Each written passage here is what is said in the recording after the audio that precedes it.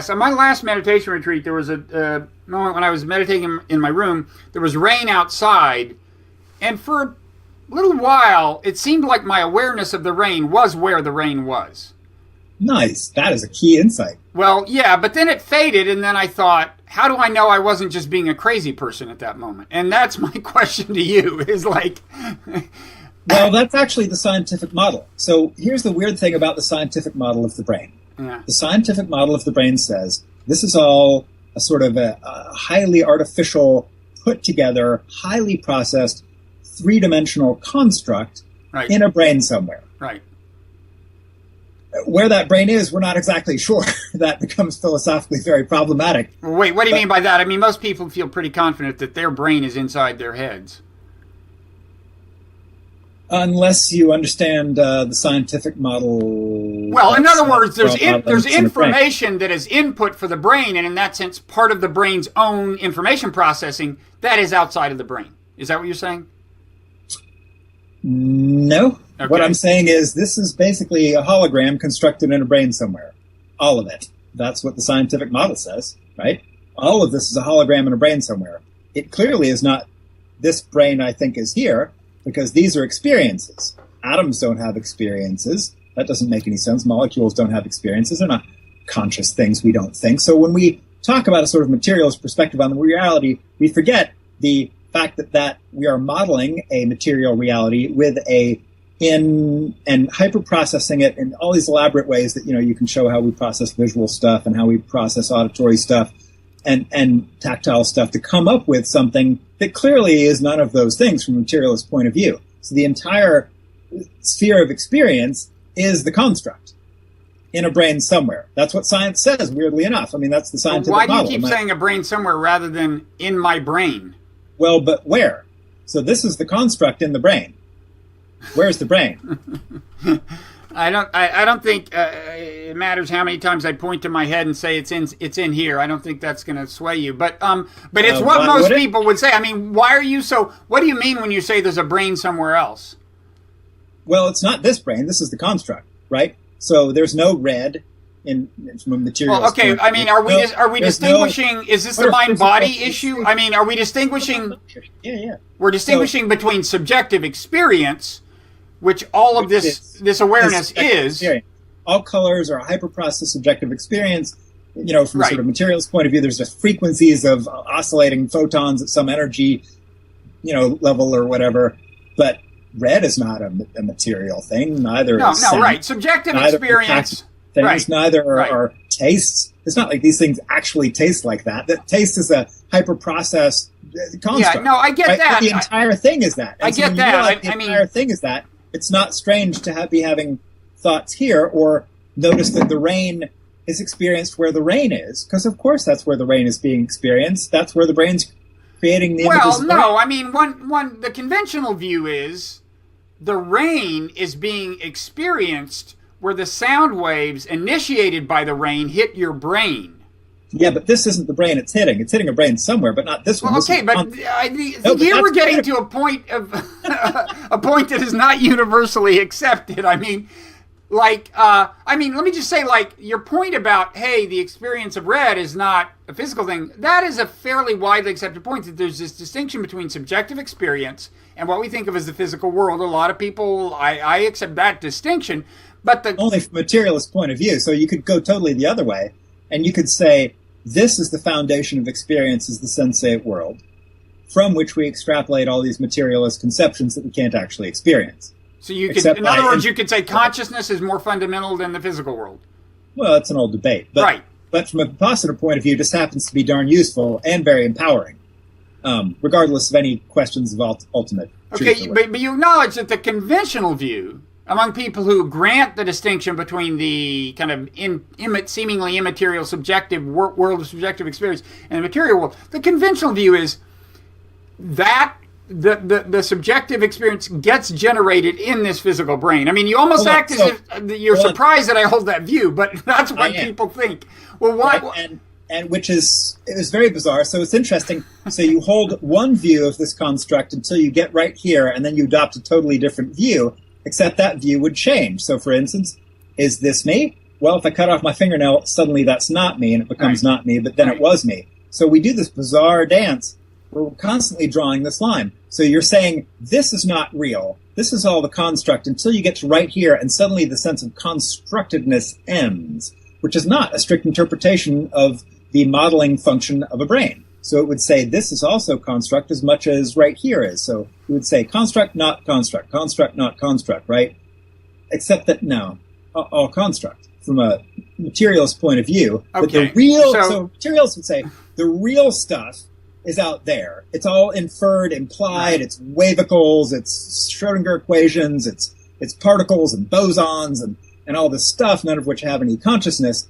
But then the constructed image in a brain somewhere is all of this, including this skin, this skull, which would all be constructs in the brain. Okay, so are you kind of saying like... Anyway. Are you kind of saying like it's fairly conventional to accept... I mean, to get back to the British empiricists and the extreme version of them, one direction that's taken is so-called idealism. Like Berkeley says, well, wait, for all we know, we're in the Matrix. For all we know, nothing out there is real, and because it's all just information like impinging on us, and all we know is the point of impingement. We don't know if it's really out there. And you're kind of saying that's also true of everything you think of as being in here, right? I mean, that's right. That's unfalsifiable is the problem. So the problem with solipsism, as the philosophers again and again gnash their teeth at, is it's not falsifiable. People have tried and said, "Oh, I've debunked solipsism." Yeah, good luck with that. You can find things that seem to imply a debunking of solipsism, but you can't actually rigorously, totally tear it down. Okay, which is an important point. So, like, empiricism is hard to argue against within the framework of empiricism. Right. So, just to put but from a more bringing it back to practice, which is what I care about. Right. The empirical point of view that all of this is just sensate stuff is actually incredibly useful for insight practice because noticing just the raw material of experience again and again and again does something good, regardless of all these abstract philosophical or physiological or materialist or non-materialist or solipsistic or existentialist implications. Practically, my core philosophy is pragmatism, even more than it is empiricism. And so I care that if you actually take this framework and you actually notice these are thoughts, these are physical sensations, they change radically and shift all the time, they oscillate, flux and do this, that can do really cool stuff. Okay. And make beneficial changes that make it a heck of a lot easier to navigate and be in this life. Okay. We've been doing this an hour, so I'm afraid we'll have to sign up. But first, I do want to just revisit this slightly and make sure I understand it. So, like, you again, it's common to say, well, how was I going to rephrase it? I mean, I've already said it once, and maybe that's enough. But the point is, like, we think all we know, all we know for sure. That curtain out there, all I actually can say with confidence is, like, there are light rays impinging on my eyeball, that blah, blah, blah. And then you're saying you can't even say that in a way, right? Because... Okay, it depends on your frame and what you're trying to do. I'm a pragmatist more than I am a dogmatist, right? Right. If you're trying to set up lenses and some photographic experiment or a telescope, or you're trying to get the correct type of glasses, then that framework of looking at reality becomes really important because you want the correct curvature of the lens for the photons and whatever. But you're not experiencing photons, you're experiencing colors. Yeah. Right? You think you're experiencing photons. No, you're seeing, I mean, from a certain point of view you are, but you actually see colors. You don't see them as photons. Okay, the darker dusted eye can see a single photon, but what it sees is actually a color, not some elaborate wavical, process that suddenly gelled when it was measured or something. You see what I mean? So, yeah, I see your point. And I know you want to keep it pragmatic, but you're also saying that if you follow this logic far enough, it becomes a metaphysical point, and it raises ultimately the question about it leads to the question of which is more fundamental, consciousness or physical. So, I mean, in other words, but you don't actually have to go there. Yeah. You could just, as a practitioner of Vipassana, when doing Vipassana, notice your sensate experience. But notice that really, really, really well again and again and again. And that rewires it, or it feels like, can't prove it definitively, but, get some plenty of hints that this may be going, does seem to rewire some brain somewhere to make how we process this life and how we live this life better. So as a process of general improvement, a better relationship to our sensate existence, which is the existence that is important, So. Well, I guess what I still don't get is why you confidently refer to a brain somewhere that's not the one in my head. I mean, I take the point. It's interesting that you follow the logic far enough, and it's like, well, wait a second. Not only is what's being perceived out there, but like, is there something in here doing the perceiving? Because everything I think of as me is actually just perception. It's just manifesting itself. And so I get all that. I just don't know why you think there has to be some giant brain out there. There doesn't, actually. It doesn't have to be a giant brain out there, but it does. So those are they're sort of two totally different considerations, right? Okay. There's the neuroscientific, like, is there a brain somewhere? Where's the brain? What's the brain? How does all that work? That's sort of a hard question of consciousness. What's the wiring, and how do we measure that? And how can we extrapolate data points from this sensate experience that tell us more about that? And so that's sort of the scientific question. But the practical question as a practitioner is, what happens when I get really good at being really clear about all these little intricate, fine, oscillating sensations of mind and body, or however you want to differentiate them? And what happens when I do that well, using good techniques or whatever methods you prefer, and the effects are good, and that's important. And the degree to which that can get more clear and produce beneficial changes is vastly more than most people suspect. And so highly, highly worth training well in, from my point of view, so that all of this makes straightforward sense to you, the watcher, rather than any speculations about some realization of some dude with funny headphones on his head, right? I mean, that's not so interesting if it doesn't impact your life. It is supposed to be practically useful. And you're a meditation teacher, right? You teach. Sure. So people, and where can people find ways to, I mean, you have this Dharma Overground site, right? Mm-hmm. That's one place. I guess that's a place to contact your whole phenomenon, right? That's a great place, yeah. And the nice thing about that is it's more distributed and egalitarian. So there's a whole bunch of different people there with great wisdom to share. Uh-huh. And like any internet forum, it has its internet forum, range. Just realize that when you go there. But there is a great sort of moving, but fluid, but still relatively well established group of people there who can really help people to practice well, to help refer them to other good places to practice, to help interpret experience through some filters that can be helpful, and to help normalize things, and to help provide the camaraderie that makes this process so much more fun. Okay.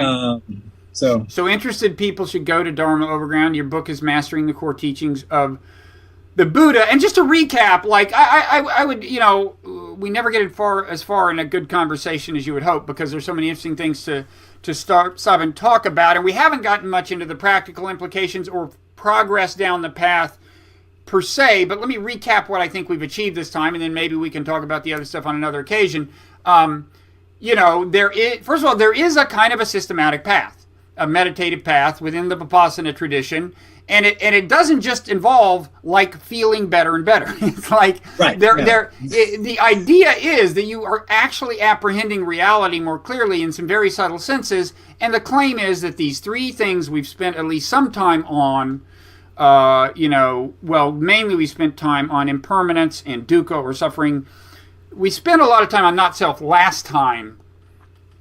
But the final thing I'd say is that this thing on your title page where it says that the book is by the Interdependent Universe, that gets at a couple of things, but one of it kind of gets at the not self idea, because part of not self is a recognition that what we think of as a discrete person is actually in constant interplay with causes and so on, and it's not a self-sufficient being. It is a product of influences, and it in turn influences things, and the flux is going on all the time. So everything I do is due to all kinds of people and things, and I don't deserve all the credit, but I'm willing to accept it. But I'm willing to accept it if people insist.